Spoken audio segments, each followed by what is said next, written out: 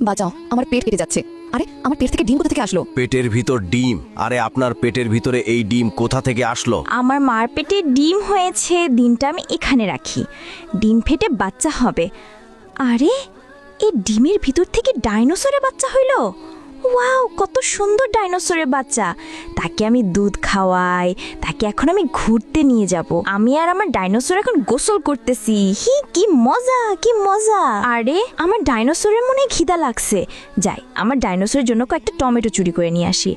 আরে টমেটো চুরি করে নিয়ে আসলাম। হ্যাঁ, ডাইনোসরের মুখে রক্ত। আরে ডাইনোসর মেয়েটাকে খেয়ে ফেলতেছে, তাড়াতাড়ি পুলিশকে কল দেই। পুলিশ তাড়াতাড়ি আসুন, আমরা সকল সেনাবাহিনী চলে এসেছি।